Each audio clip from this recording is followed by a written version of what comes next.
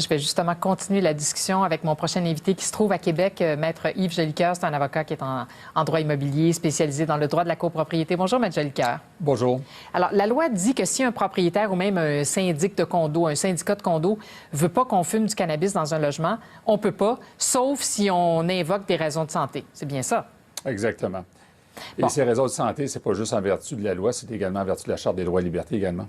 Oui, parce que la santé, évidemment, c'est un droit qui est protégé par la Charte. Alors, on se dit que si c'est pour des raisons de santé, on devrait avoir besoin d'une prescription comme n'importe quel autre médicament. Oui, une prescription ou un billet d'un autre médecin d'une autre province canadienne. En fait, malheureusement, la loi ne définit pas trop le concept sous-jacent laissant aux parties de faire les litiges.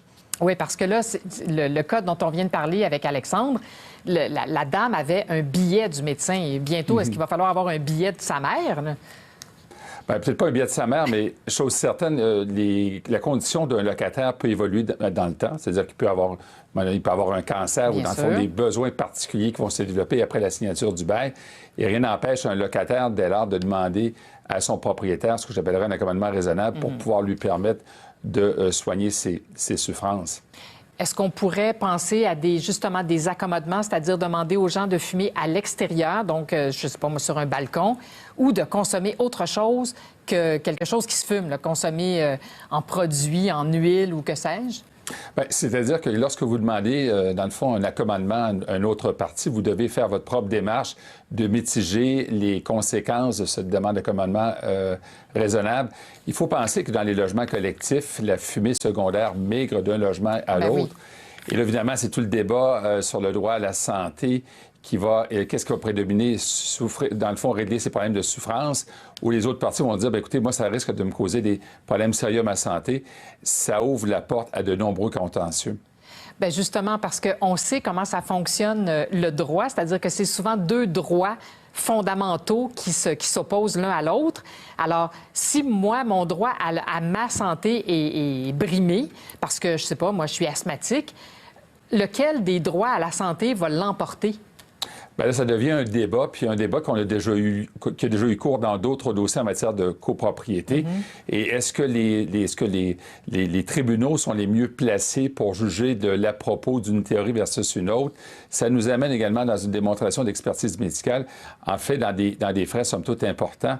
En fait, la vraie question qui se pose, est-ce que le législateur, par son déficit législatif, fait en sorte de laisser les parties s'adresser aux tribunaux pour régler leur problématique? Je suis pas sûr que c'est la meilleure approche, quant à moi. Oui, c'est celle-là qui est privilégiée là, actuellement. Bon, il y a eu des jugements, il n'y en a pas eu une tonne, mais qu'est-ce qu'ils disent les derniers jugements qui ont été rendus sur des questions comme celle-là?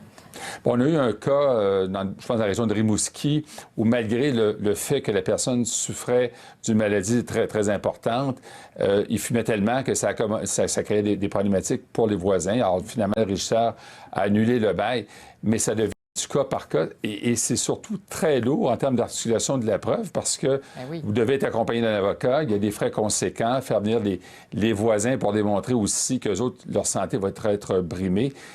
En fait, c'est peut-être pas une approche pour simplifier la vie des citoyens qu'on a comme système législatif. Non, en effet. Et puis, quand on se représente devant la Régie du logement, c'est pas simple. Je pense que... Je sais même pas si on peut être accompagné d'un avocat.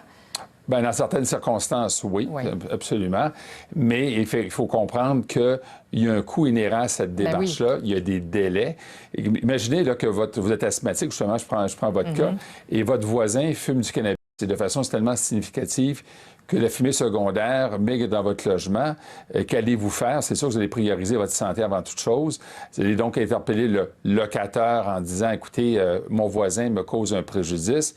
Mais pendant des mois, vous risquez de fumer la fumée de votre voisin.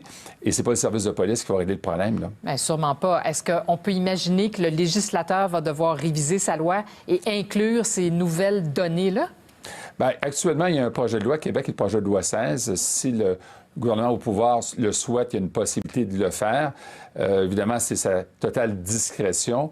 Mais il faut certainement trouver une façon de faire dans le logement collectif.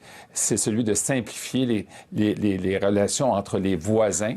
Et malheureusement, ce que je dénote actuellement par cette démarche-là aussi, par ces décisions, c'est que c'est de plus en plus compliqué pour les citoyens de s'y retrouver. Le logement collectif, c'est juste ça qu'on va construire dans les prochaines années. C'est des tours, soit d'habitation, des tours à condos. Ben oui. Alors, je pense qu'il faut vraiment y réfléchir, savoir quelle est la meilleure approche en cette matière. Oui, et je sens que vous allez encore une fois nous donner vos interprétations et nous éclairer de vos lumières. Yves Jolicoeur, merci beaucoup de nous avoir parlé ce matin. C'est un plaisir. Au revoir.